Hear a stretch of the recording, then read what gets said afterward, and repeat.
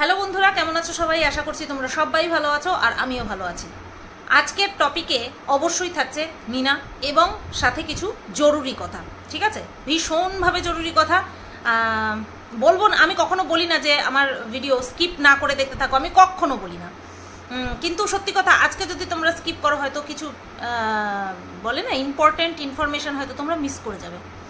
এবার তোমাদের উপরে সবটা, তোমরা স্কিপ করবে কি করবে না। কারণ আমার সত্যি বলছি, কে স্কিপ করে দেখলো কে নন স্কিপ করে দেখলো, আমি এটা নিয়ে আমি কখনো তোমাদের সামনে বলি না। তবে হ্যাঁ, ডিউরেশন যদি হাই থাকে তাহলে সববার ভালো লাগে, কারণ সেটা আমাদের রেভিনিউ জেনারেটের ক্ষেত্রে সুবিধা হয়। তো প্রথমেই বলে নিচ্ছি, যারা যারা আমার ভিডিও নো স্কিপ করে দেখো তাদেরকে অসংখ্য ধন্যবাদ। তো একটা কথা আছে না যে অতিবার বেরো না ঝড়ে পড়ে যাবে, অতি ছোট হয়েও না ছাগলে মুড়ে খাবে, এরকম একটা প্রবাদ বাক্য আছে। তো এখানে অনেকেই উত্তেজিত হয়েও দিকবিদিক জ্ঞান হারিয়ে ফেলে। আমি আবার অনেকে আছে ওভার স্মার্টনেসের বদলেও কিন্তু জ্ঞান হারিয়ে ফেলে, কি বলছে না বলছে সেটা সে বুঝতে পারে না। তো আমি এক এক করে কথা বলবো, কারণ সবসময় ওই হজবরল করে গিললে বদ হজম হবে। তো আমি এক এক করে বলবো। তো আমি গতকালকে মিনা একটা ভিডিও দিয়েছে, যেখানে তার নিত্যদিনের ডেইলি লাইফস্টাইল শেয়ার করার পরে কিছু কথা বলেছে এবং সেটাকে বেস করেই টাইটেলে দিয়েছে। তো সেই কথাটা কি, এই যে 20 লক্ষ টাকার কথা, যে 20 লক্ষ টাকার কথা, এটা নিয়ে বলবো। আর হচ্ছে একটা কেস যেটা কিনা বলা হচ্ছে যে মিনা করেছে, সেটা নিয়ে কথা বলবো। তো দুটোই ভীষণ পরিমাণে ইম্পর্ট্যান্ট। তো টাকার কথাটা প্রথমে বলি, যে যেই টাকার কথাটা মিনা নিয়ে একটা ক্ল্যারিফিকেশন দিয়েছে। তো মিনা জানতোই না, বা কারো লাইভ কারো ভিডিও যেই লাইভে প্রথম উত্থাপন করা হয় 20 লক্ষ টাকার কথা, তো ও তার লাইভ দেখেনি বা দেখে না। তো খুব স্বাভাবিক, আমরা সবাই সবার সব কিছু দেখবো সেরকমটা মোটেও না। আর ওর কথা হচ্ছে আমরা যত এইসবের থেকে দূরে থাকবো তত ভালো থাকবো। হ্যাঁ, সে তো 100 বারই। নিজের নামে যদি একাধিক মানুষ ভিডিও টু ভিডিও বাদ দিয়ে নোংরা নোংরা কথা বলতে থাকে, তাহলে সেগুলিকে ইগনোর করাটাই বুদ্ধিমানের কাজ হবে, সেটা 100 বার। তো ও কোথা থেকে জানতে পারলো, মানে মিনা কোথা থেকে জানতে পারলো 20 লক্ষ টাকার কথা? ওর কমেন্ট বক্সে এসে সবাই ঝাঁপিয়ে পড়ে 20 লক্ষ টাকা নিয়ে সমস্ত কমেন্ট করতে থাকে। তো তখন ও জানতে পারে 20 লক্ষ টাকার কথা। তো তারপরে একটা কমেন্টের রিপ্লাই আমি ওকে করতে দেখলাম যে কিসের 20 লক্ষ টাকা, মানে মিনা একজনকে রিপ্লাই করেছে যে কিসের 20 লক্ষ টাকা। তখন সে তার মানে মিনার প্রশ্নের উত্তরে আরেকজন লিখেছে যে এরকম অমুক একটা লাইভ হয়েছে, সেখানে বলা হয়েছে যে তুমি নাকি 20 লক্ষ টাকা চেয়েছো। তো মিনা তার আবার উত্তর দিয়েছে যে ওরকম মানে ওই লাইভটার উদ্দেশ্যে, যে লাইভ করেছে বা যেই সংক্রান্ত লাইভ করেছে তার লাইভ দেখার সময় বা রুচি কোনোটাই তার নেই, মানে মিনার নেই। এটা হচ্ছে কমেন্টের মাধ্যমে উত্তর দিয়েছে। তারপরে পরের দিনের ভিডিও, এটা যেটা মানে গতকালকের ভিডিও, তো সেখানটায় মিনা মানে বলে না, হাসতে হাসতে জুতোর বাড়ি কাকে মারা বলে, সেটা মিনার গতকালকের ভিডিওতে, লাইভের কথা বলছি না কিন্তু আমি, ভিডিও লাইভ সংক্রান্ত আলাদা ভিডিও আসছে। তো হাসতে হাসতে জুতোর বাড়ি মারা কাকে বলে মিনা সেটা করে দেখিয়েছে। আমরা যেমন কন্ট্রোভার্সি ক্রিয়েটাররা, আমাদের একটা ওয়ে থাকে টকিং করার, মানে কথা বলার একটা ওয়ে থাকে। আর ব্লগিং করার সময় কিন্তু বিশেষ করে আমার বদলে যায়, কারণ তখন আমার কোনো হেডেক নেই যে আমার অন্য কাউকে নিয়ে বলতে হবে, তখন আমি নিজেকে নিয়ে বলছি, তখন ন্যাচারালভাবে আমি ওইভাবেই কথা বলি বাড়িতে। আর এটাকে আমি প্রফেশনাল জায়গা হিসেবে ধরুন, ওটাও প্রফেশনাল, বাট ওটা নিজের মতন করে প্রফেশনাল জায়গা। তো মিনা হচ্ছে হাসতে হাসতে জুতোর বাড়ি মেরেছে কাকে, যে কিনা লাইভটা অ্যারেঞ্জ করেছে এবং তার মেন সাগরেদকে, অর্থাৎ কিমাকে। এই দুজনকে মানে বলে না সোলবিহীন জুতো দিয়ে এমন জুতিয়েছে যে তার আউটবাসটা পরের দিন, সেই দিনই অর্থাৎ গতকালকে লাইভে, মানে যেই লাইভ থেকে 20 লক্ষর গল্প আমাদেরকে গেলানো হয়, সেই লাইভেই আউটবাস্ট হয়ে পড়ে যাদেরকে জুতোনো হয়েছে। প্রথম জুতানো হয়েছে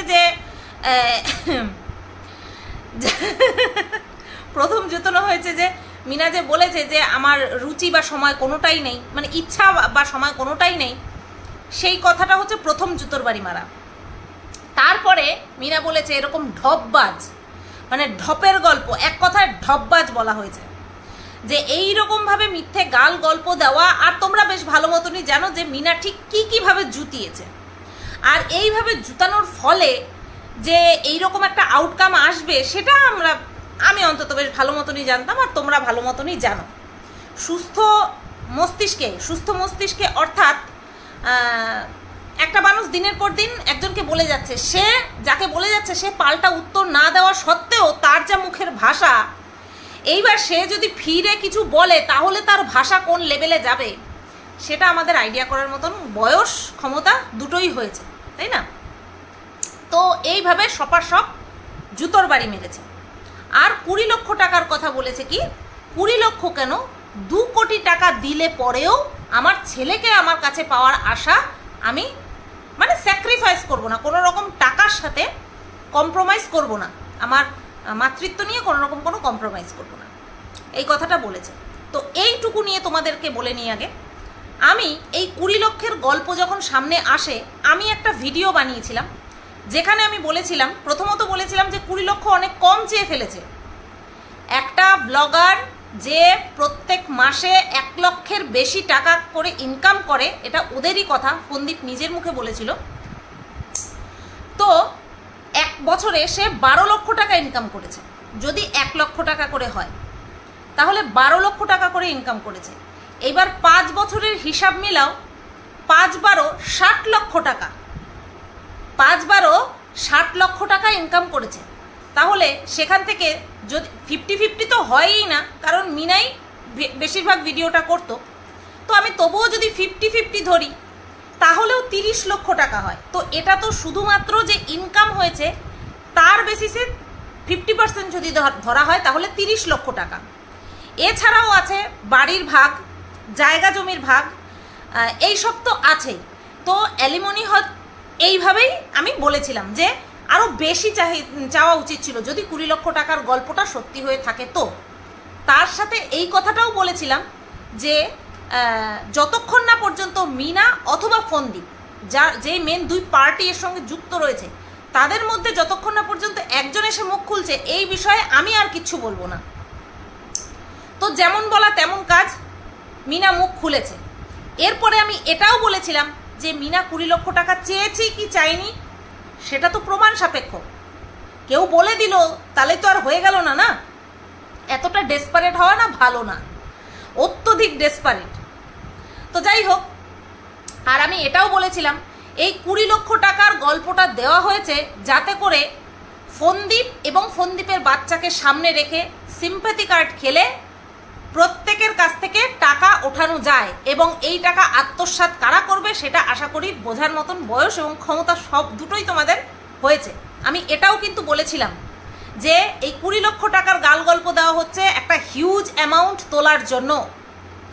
তো সেটা গতকালকে মিনা পুরোটা ক্লিয়ার করে দিয়েছে, একদম সরাসরি, ঘুরিয়ে পেঁচিয়ে না, একদম সরাসরি ক্লিয়ার করে দিয়েছে যে না, আমি এরকম কোনো টাকা পয়সার কোনো গাল গল্প বা কোনো রকম কোনো স্টেপ কোনো কিচ্ছু করিনি। টাকা পয়সার বিষয়টা পুরোটা গল্প দেওয়া হচ্ছে। এবার যদি আমি মিথ্যে বলে থাকি আর যদি তারা সত্যি বলে থাকে, যারা এই রটনাটা রটিয়েছে আর কি 20 লক্ষ টাকার, তাহলে তারা কোনো প্রমাণ দিক, যে আমি 20 লক্ষ টাকা চেয়েছি, তখন তোমরা বিশ্বাস করো, নতবা কিন্তু তোমরা বিশ্বাস করো না, ঠিক আছে? তারপরে একটা বিস্ফোরক উক্তি বক্তব্য মিনা করেছে, সেটা হলো তোমরা ভালো মতন জানো, এটা ওর বক্তব্য আমি বলছি, তোমরা ভালো মতন জানো আজ থেকে ঠিক 1 বছর আগে মানে ওর ছেলেকে নিয়ে, ওর বাচ্চা ছেলেটাকে নিয়ে একটা বড়সড় বিজনেস করেছিল। আর এই বিজনেসের সঙ্গে কারা যুক্ত ছিল? ফন্দীপ যুক্ত ছিল, আর কিমা ছিল তার মেন দালাল হিসেবে কিন্তু কিমা দালালি করেছে। তো এই বিষয়টাকে খোদ বাচ্চা ছেলেটির মা, জন্মদাত্রী গর্ভধারিণী মা বিজনেস বলে সম্বোধন করেছে। হ্যাঁ, বিজনেস বলে সম্বোধন করেছে। আর এই কথাটা যেই বলেছে, যে দালালি করেছে, তার গায়ে এরকম চাকা চাকা দাগ পড়ে গেছে, দাঁত হাজা চুলকানির মতন হয়ে গেছে। ওর ওই একটা কথা, মিনার ওই একটা কথা দাঁত হাজা চুলকানির মতন হয়ে গেছে, চুলকাতে বসে পড়েছে। আর ওদের তো কথা একটাই, বাচ্চাকে দিচ্ছে সেটা নিয়ে। আরে যাদের আছে তারা কি কখনো এইভাবে হাত পেতে নেয়? যাদের সেলফ রেসপেক্ট বলে কিছু আছে, যে না আমার বাচ্চাকে দুটো জামা কাপড়, আমার বাচ্চাকে দুটো খেলনা, আমার বাচ্চাকে একটা সোনার চেন, আমার বাচ্চার জন্মদিন যদি আমি করি আমার নিজের ক্ষমতায় করব, চেয়ে চিনতে ভিক্ষার দানের টাকায় নয়। এই যে কথাগুলো, এই কথাগুলো আমরা 1 বছর আগেই বলেছিলাম যে বারোয়ারি পুজোর মতন, সার্বজনীন দুর্গোৎসবের মতন, কালী পুজোর মতন এই বাচ্চা ছেলেটির জন্মদিন পালন করা হচ্ছে। কেন গিফট দেবে না লোকে? অবশ্যই দেবে। নিমন্ত্রিত, এখন এটা সোশ্যাল মিডিয়া, নিমন্ত্রিত হলেই যে গিফট দেবে এটার কোনো মানে নেই। গিফট দিতেই পারে, হ্যাঁ গিফট পাঠিয়েওছে, কিন্তু তোমরা ভাবো তো, মাছের টাকা, মাংসের টাকা, ডেকোরেশনের টাকা, এগুলো লোকে দিলেই আমি নিয়ে নেব? আমার আত্মসম্মান বলে কিচ্ছু নেই? বাচ্চাকে দিচ্ছে, লোকের হিংসা হচ্ছে। আরে আত্মসম্মান বলেও তো একটা কিছু আছে। তাহলে রাস্তার পাড়ের ভিখারি আর ফন্দীপের মধ্যে পার্থক্যটা কি থাকলো? তাই না? পার্থক্যটা কি থাকলো? তাহলে তো যাদের পয়সা আছে তারাও বলতে পারে যে তোমরা কারা কারা চাও আমার মেয়ের বিয়েতে মাংসর খরচটা দিতে, বা আমার ছেলের বউ ভাতে তোমরা মাছের খরচটা দাও, বলতেই তো পারতো। কারণ লোকে তাকে ভালোবাসে। বলে না, সেটা বলে না, নিমন্ত্রণ করে। এখন তো লৌকিকতাও বারণ করে দেয়, এখন লৌকিকতাও বন্ধ করে দেয়। তারপরে তাও অনেকে চক্ষু লজ্জার খাতিরে একটা বুকে নিয়ে যায়, একটা ক্যাডবেরি সেলিব্রেশন নিয়ে যায়। আমাদের সাথে এরকমটা হয়েছিল।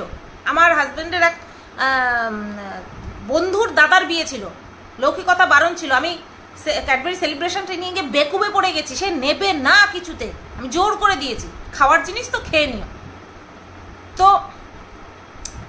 যেই মানে বাচ্চার মা নিজের মুখে বলেছে যে ওটা বিজনেস ছিল, দীর্ঘ 1 বছর আগে আমার ছেলেকে কেন্দ্র করে যে বিজনেস করে মোটা টাকা।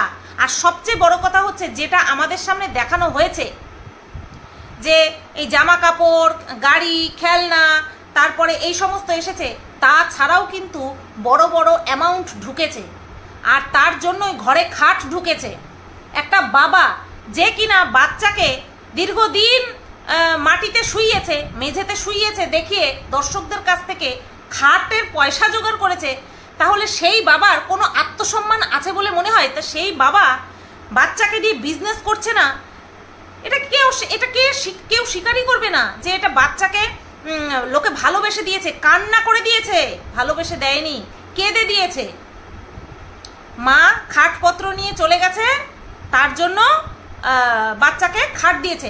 তাহলে বাবা হিসেবে সেও তো অপারগ। বাবা হিসেবে মা যদি নিষ্ঠুর হয় ছেলের শোয়ার খাটটা নিয়ে গেছে, তাহলে বাবা হিসেবে ফন্দীপও তো অপারগ। ছেলের আবার শরীরের নিচে একটা খাট ঢুকিয়ে দিতে বাবাও তো অপারগ হয়েছিল। বাবারও তো কোনো ক্ষমতা ছিল না, সেই ক্ষমতা কে দেখিয়েছে? ভিউয়ার্স দেখিয়েছে, তাই না? তো এটা অবশ্যই বিজনেস ছিল। এবং এটা নৈতিক জয় যে খোদ বাচ্চার মা এই কথা বলেছে। এই কথা যদি অন্য কেউ বলতো, এতটা মানে কি বলবো, আমরা যেই কথাগুলো বলে এসেছি সেই কথাই যে শিলমোহরটা, এটা খোদ বাচ্চার গর্ভধারিণী মা, যেই বাচ্চার ওপরে বাবার থেকেও মায়ের অধিকার সবচেয়ে বেশি, আইনও সেটা উপেক্ষা করতে পারে না। তো সেই মা খোদ বলেছে নিজের মুখে যে বাবা বাচ্চাকে দিয়ে বিজনেস করেছে। আর বর্তমানে এখন বাচ্চাকে দিয়ে বিজনেস করাটা এখন পুরনো হয়ে গেছে, তাই আমার নামে গল্প ফাঁদা হয়েছে, এই 20 লক্ষ টাকার গল্প ফাঁদা হয়েছে, যাতে করে পুনরায় লাখ লাখ টাকা ইনকাম মানুষের কাছ থেকে নিতে পারে। এবং মিনা সবাইকে অনুরোধ করেছে যাতে কেউ টাকা না দেয়, কারণ আমি মানে মিনা এরকম কোনো টাকার প্রসঙ্গ উল্লেখ করেনি কোথাও, না অফিসিয়ালি না ক্যাজুয়ালি, কোথাও টাকা পয়সার কথা বলেনি। যেই মেয়েটির অ্যাকাউন্ট থেকে তার প্রমোশনের ভিডিওর 5 লক্ষ টাকা 3 দিনে না 4 দিনে ট্রান্সফার করে নিয়েছে, সেই মেয়েটি শুধুমাত্র আমাদেরকে প্রমাণস্বরূপ দেখিয়েছে, কোনো রকম কোনো স্টেপ নেয়নি।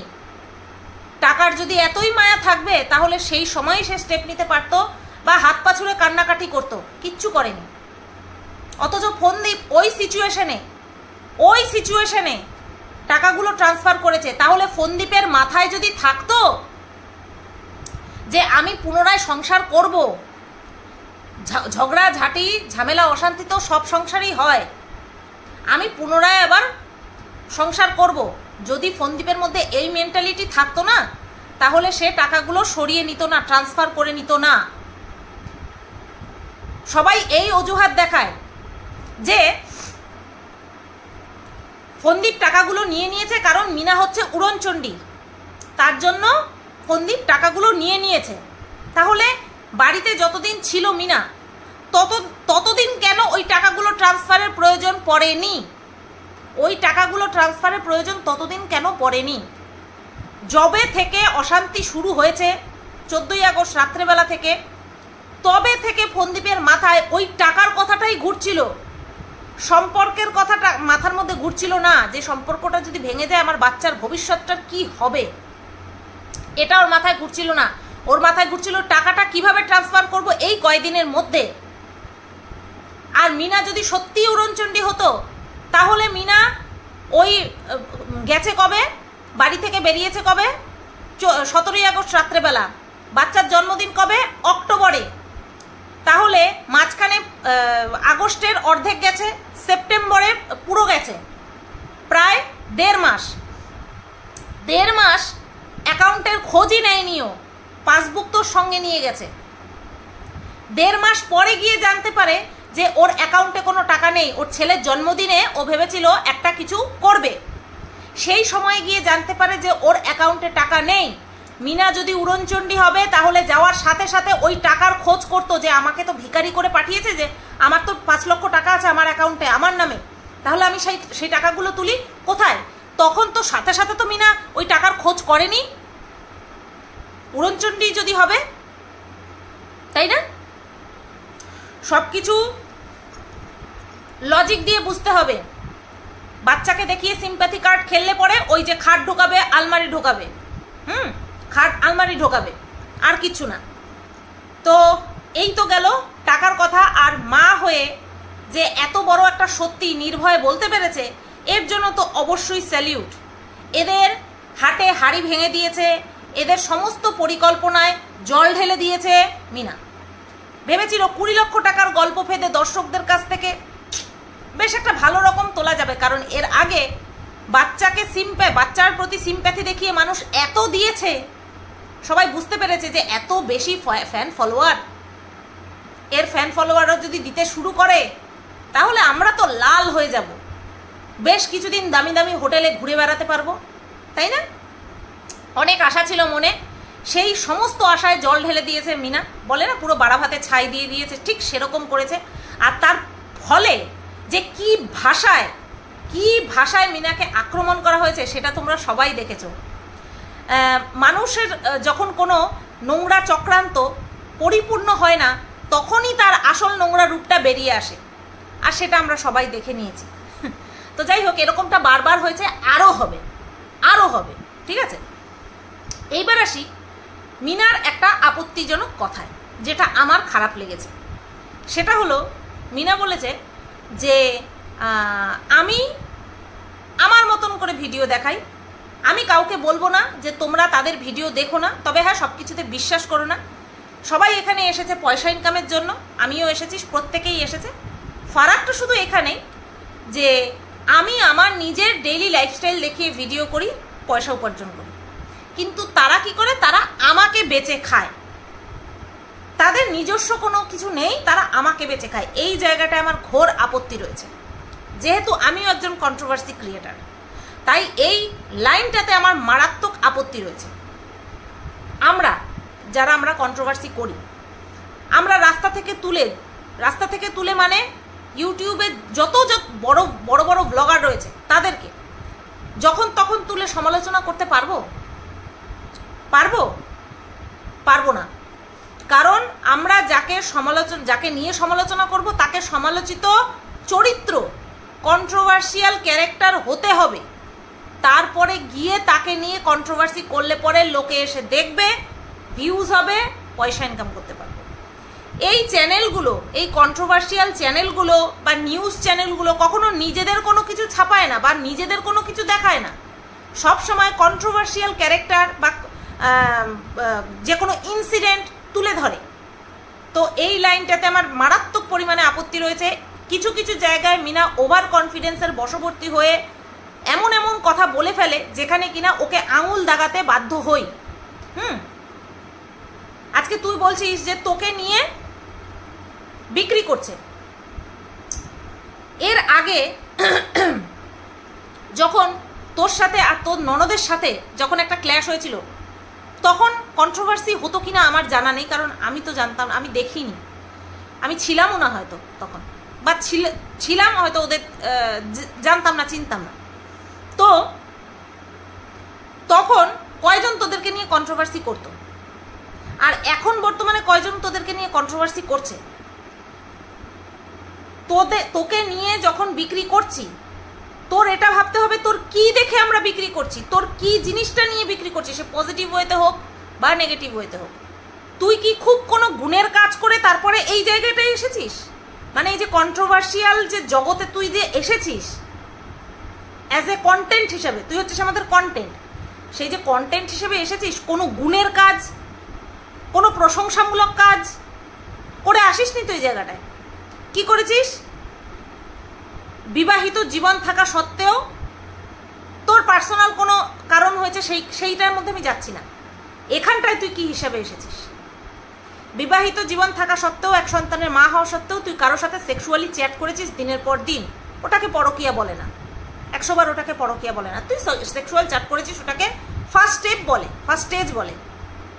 সেটা ধরা পড়ে যাওয়ার পরে তোর বর সেটাকে বিক্রি করেছে, ঠিক আছে? তোর বর সেটাকে বিক্রি করেছে, তাহলে তোর কোন দিকটা আসলো? তুই ভালো গান করিস, তুই ভালো নাচ করিস, তুই কোনো পজিটিভ গ্রাউন্ডে আমাদের কাছে এসেছিস? একদমই না। তুই তোর হাজব্যান্ড যাদেরকে নিয়ে, শুধু তোরা না, যাদেরকে নিয়ে আমরা কন্ট্রোভার্সি করি তারা প্রত্যেকে নেগেটিভভাবে এখানটায় এসেছে, এবং তারপরেই কিন্তু আমরা তোদেরকে নিয়ে কন্ট্রোভার্সি করি। তাই এই কথাটা বলে তুই যে একটা অহংকার দেখালি যে আমি আমার ডেইলি লাইফস্টাইল বিক্রি করি, কিন্তু তারা কি করে? আমাকে বেঁচে খায়। 100 বার বেঁচে খাবো, 100 বার বেঁচে খাবো, কারণ এটা হচ্ছে এই চ্যানেল জোনটাই হচ্ছে অন্যকে বেচার জায়গা, নিজেকে বেচার জায়গা নয়। তার মধ্যে তোদের মতন যদি ক্যারেক্টার থাকে তাহলে আমাদের জন্য তো অবশ্যই সোনায় সোহাগা, যারা কিনা সে যে কোনো কারণবশত হোক অন্যের সঙ্গে যুক্ত হওয়া সর্বশেষ পদক্ষেপ নয়, ঠিক আছে? তোর বাবা মা সঙ্গ দিত না, তুই সহ্য করতে পারছিলিস না, আইনের দ্বারস্থ হতেই পারতিস। আমরা এগুলো দেখব, আমরা এগুলোই বলবো। তাই ওই লাইনটা বলে তুই ঠিক করিসনি। প্রত্যেকটা কন্ট্রোভার্সি ক্রিয়েটারকেই কিন্তু তুই অপমান করেছিস, কারণ আমরা প্রত্যেকেই বিক্রি করে খাই, ঠিক আছে?